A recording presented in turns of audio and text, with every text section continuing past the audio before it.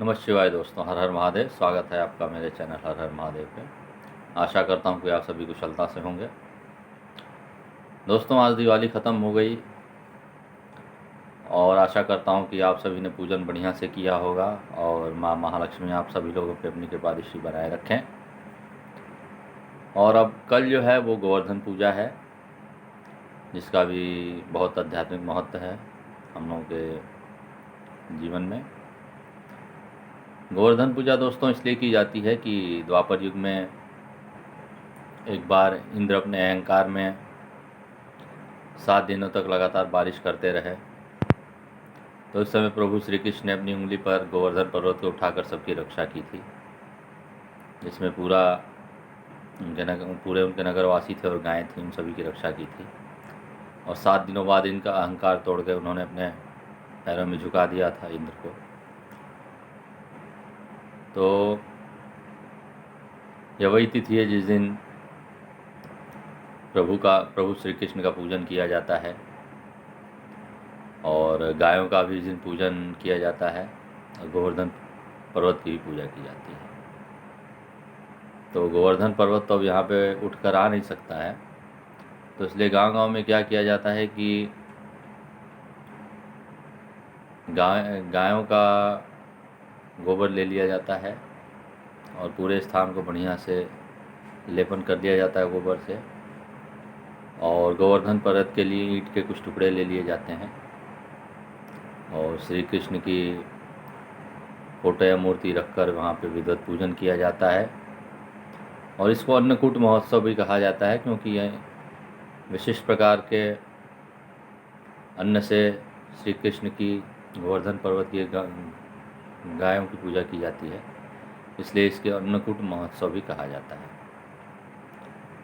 तो ऐसी पूरा गांव जब उमड़ जाता है,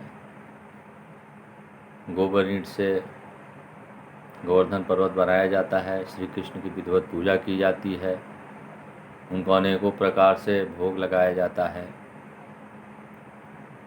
और इस तरह वो प्रसाद लेकर के लोग अपने घर में आ जाते हैं। और पहले वो प्रसाद खाया जाता है, उसके बाद ही कोई बाद में खाना खाएगा। सबसे पहले उस प्रसाद का भोग किया जाता है। और जो ईंट के टुकड़े होते हैं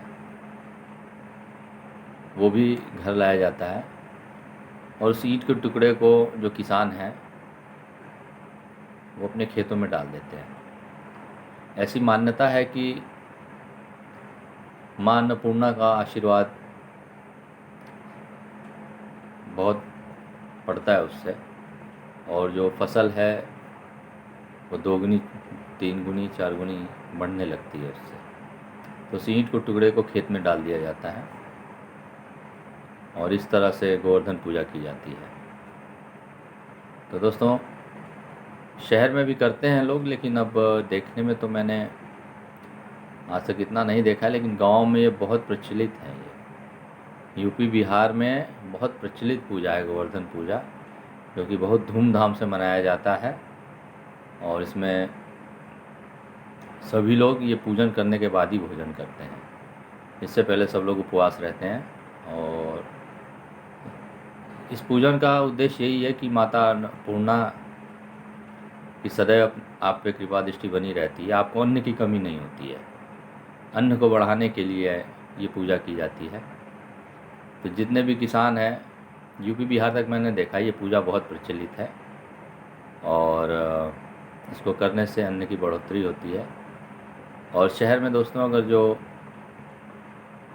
ये पूजा नहीं हो पा रही है, तो अब गांव में अगर कोई संपर्क में है तो ईंट के वो जो कुछ टुकड़े हैं वो अपने अनाज में ले जाकर रख सकते हैं आप।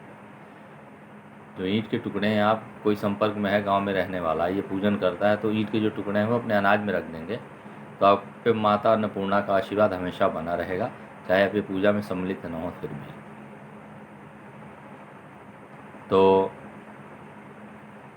ऐसी पूजा अन्न को बढ़ाने वाली, माता अन्नपूर्णा का आशीर्वाद पाने वाली अभी तक कोई है नहीं, इसीलिए इसको अन्नकूट महोत्सव भी कहा जाता है और गोवर्धन पूजा भी कहा जाता है। आशा करता हूँ कि ये गोवर्धन पूजा का तथ्य आपको बढ़िया से समझ में आ गया होगा और और जो भी लोग हैं, अगर ये पूजा नहीं करते हैं तो आप गांव से जो भी संपर्की हैं आपके, बहुत यूपी बिहार के लोग मिल जाएंगे आपको, वो ईंट के टुकड़े मंगा करके अपने अनाज में रख देंगे, तो माता अन्नपूर्णा सदैव आप पर प्रसन्न रहेंगी और आपको अन्न की कभी कमी नहीं होगी। तो आशा करता हूँ कि मेरी ये वीडियो आपको बहुत ही पसंद आई होगी गोवर्धन पूजा की। और मेरे इस चैनल को लाइक शेयर सब्सक्राइब करिए, बेल आइकन प्रेस कर दीजिए और वीडियोस अधिक से अधिक देखिए दोस्तों, क्योंकि आपको लाभकारी जानकारियाँ ही मिलेंगी मेरी वीडियोस पे। आशा करता हूँ कि आप सभी बढ़िया से होंगे। हर हर महादेव, ओम नमः शिवाय। धन्यवाद दोस्तों।